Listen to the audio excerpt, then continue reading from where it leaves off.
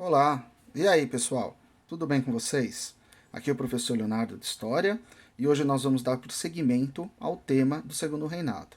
Então, em aulas passadas, já trabalhamos os aspectos políticos, econômicos, sociais desse período histórico, já trabalhamos também a política cultural desse período, falamos do romantismo, do IHGB, surgimento do realismo, do naturalismo e também de algumas políticas raciais desse período, presentes no pensamento lá do Nina Rodrigues, do Silvio Romero. Então, a ideia e a importância do abolicionismo já estava presente nessas aulas, Então, assim, por causa das pressões inglesas, de uma legislação abolicionista, Então, falamos aí da lei do ventre livre, do sexagenário, falamos da Lei Eusébio de Queiroz, de 1850, e hoje vamos abordar aí o movimento abolicionista mais especificamente, beleza? Então, vamos lá. Então, trajetória do abolicionismo. Então, abordamos já as pressões inglesas, Então, a Inglaterra, com Bill Aberdeen, ela passa a policiar as águas internacionais. Então, todo navio negreiro que fosse pego pelas embarcações inglesas, elas teriam a sua carga confiscada. Então, a Inglaterra ela foi importante aí para uma mudança de atitude aqui no Brasil em relação aos escravos. Então eles vão ter que acelerar aí de alguma forma esse abolicionismo por causa das pressões inglesas. Então vai ser criado aí a primeira lei voltada aí ao fim da escravidão, que foi a Lei Eusébio de Queiroz, de 1850, que coloca um fim aí ao tráfico negreiro. Mas nós vimos aí que o tráfico negreiro ele vai continuar de uma forma interprovincial. Então as províncias do Nordeste que estavam passando por uma decadência econômica, elas passam a fornecer escravos para a região sudeste aqui, para as fazendas de café, enfim. Então, nova dinâmica do trabalho, mão de obra assalariada, imigrantes. Então, nós vimos também que os imigrantes, aos poucos, eles vão entrando no território nacional. Então, primeiro, a experiência lá do senador Vergueiro, o contrato de parceria que não deu certo, e depois o Estado ele passa a subsidiar, ele passa a fornecer aí a passagem, ele que faz esse elo de ligação entre o imigrante e os fazendeiros. Então o fazendeiro ele não precisa arcar com os gastos de uma transferência do imigrante europeu para cá. Então tudo vai ficando mais fácil para esses fazendeiros e para a entrada do trabalho europeu dentro do Brasil. E nós vamos ter aí uma campanha abolicionista. Então esse assunto nós ainda não trabalhamos e vai ser o assunto dominante aí da aula de hoje. Então como que vai ser construída essa campanha abolicionista? Então, o grande polo de difusão dessa campanha abolicionista serão as grandes cidades, tá? Então, por exemplo, como São Paulo, Rio de Janeiro. Então, nessas grandes cidades vão se organizar clubes, associações e jornais abolicionistas, tá? Então é algo presente também na Europa em algum momento. Então, por exemplo, na Revolução Francesa, só a título de curiosidade, vão se organizar na época lá dos jacobinos, clubes, associações que protegiam os direitos dos negros. Então esses clubes, essas associações, elas vão ser criadas também aqui no Brasil, no período aí do Segundo Reinado, tá? Para promover o ideário aí abolicionista, tá? A campanha abolicionista, ela foi herdeira de um discurso moralizante e econômico, tá? Então, por exemplo, alguns abolicionistas diziam aí que a escravidão ela levava a uma degradação moral, tá, dos indivíduos, tanto dos escravos quanto dos seus senhores, e havia a necessidade de uma modernização das relações de trabalho, certo? Então, os imigrantes eles viriam para cá, nós teríamos um mercado assalariado, um trabalho assalariado, desculpa, e aí, com esse trabalho assalariado, o indivíduo ele teria condições de comprar coisas, de comprar terras, tá? Então, com a escravidão, o escravo, né, ele passou a ser visto também como algo muito custoso para os senhores escravos, né? Então, afinal de contas, ele teria que alimentar esse escravo, cuidar da vestimenta dele, enfim, certo? E nós vamos ter, dentro da campanha abolicionista, uma forte presença de lideranças negras. Tá? Então, escravos alforriados, né, são libertos a partir daí,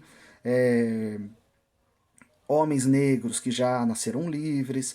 Então, por exemplo, o advogado, né, o Luiz da Gama, o farmacêutico José do Patrocínio, engenheiro André Rebouças. Então, são todos negros, tá? E que participam dessa campanha abolicionista.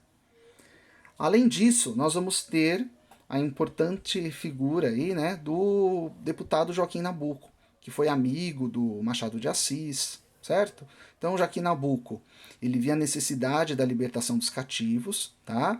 E além da liberdade dos escravos, ele via a necessidade de se implantar um projeto que integrasse esses libertos aí, né, como cidadãos da sociedade.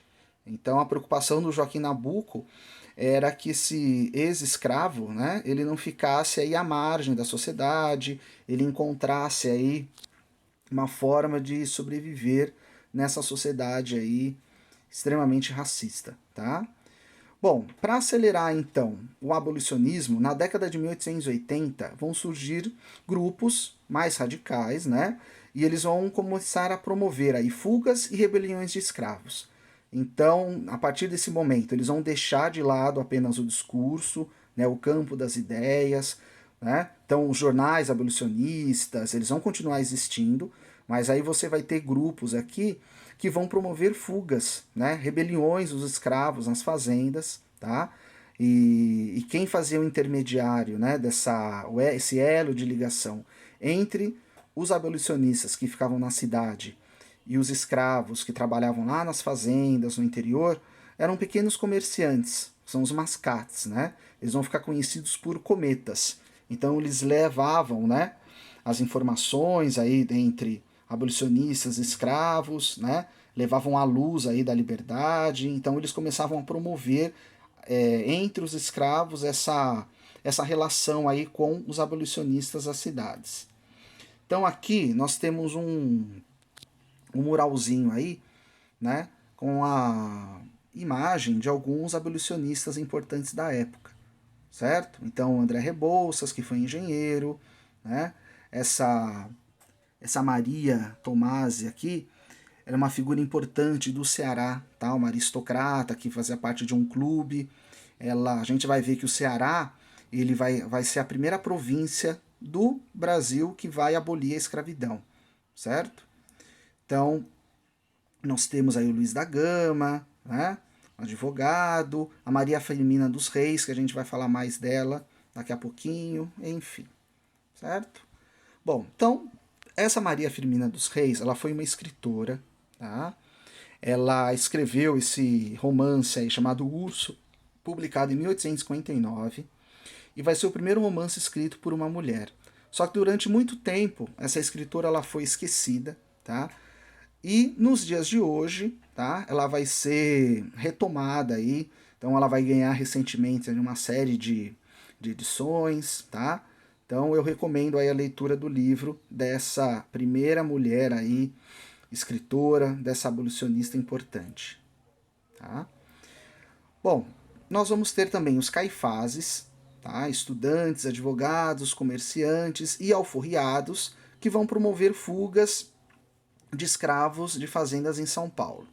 Então eles promoviam aí essas fugas e depois eles levavam esses escravos para uns quilombos que eram montados especialmente para absorver esses escravos foragidos. O mais famoso foi o Quilombo Jabaquara, que foi fundado em 1882, tá, em Santos, e contou aí com um número de 10 mil pessoas. Então, uma vez nesse Quilombo Jabaquara, o objetivo final era o Ceará, que era a província aí do Brasil que já tinha promovido a abolição. Então, aos poucos, o abolicionismo ele vai sendo introjetado aí, né, dentro da sociedade. E aí a população negra que vivia nas fazendas como escravos, eles vão se sentir cada vez mais estimulados a resistir, a lutar contra a escravidão. Então nós vamos ter aí um crescimento das insurreições, assassinatos de proprietários, atentados e sabotagens, né, aos serviços, enfim.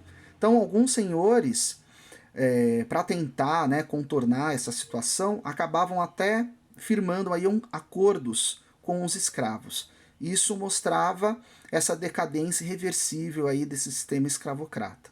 Tá?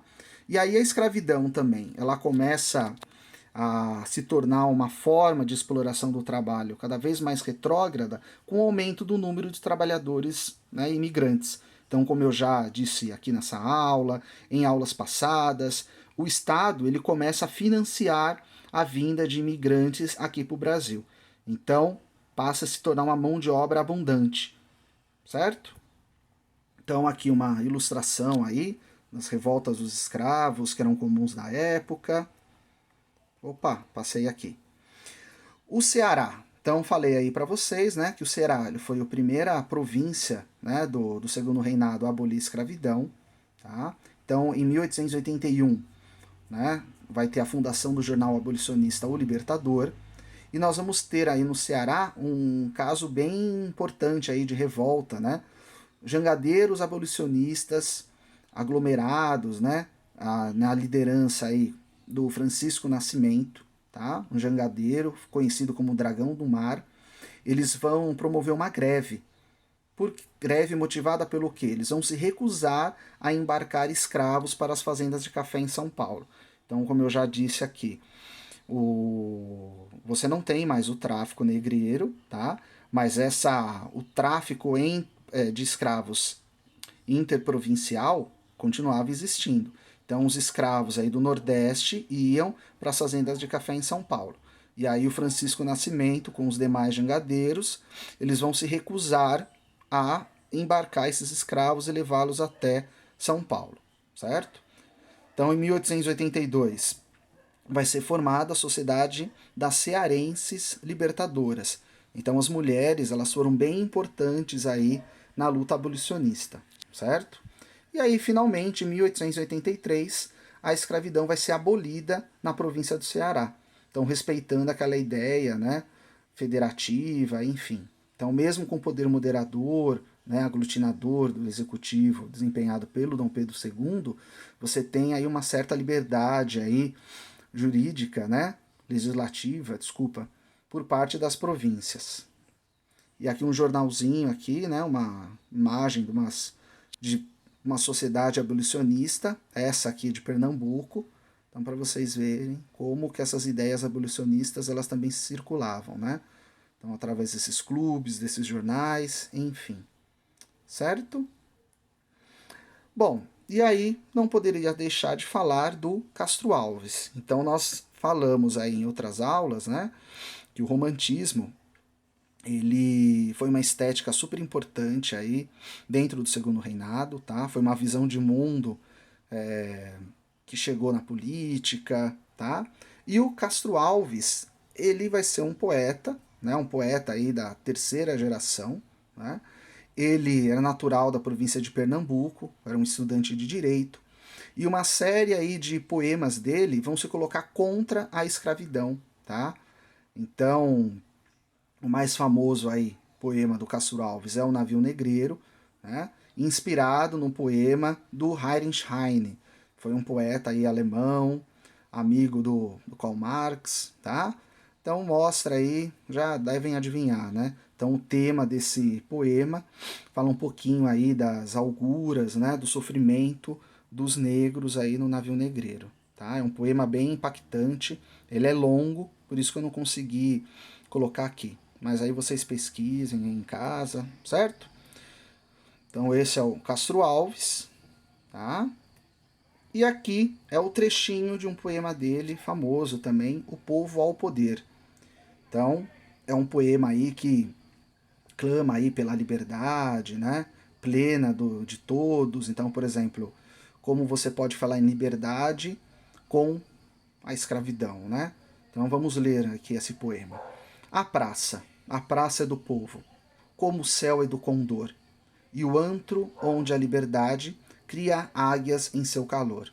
Senhor, pois quereis a praça? Desgraçada população, só tem a rua de seu. Lançai um protesto, ó povo, protesto que o mundo novo manda aos tronos e às nações. Tá?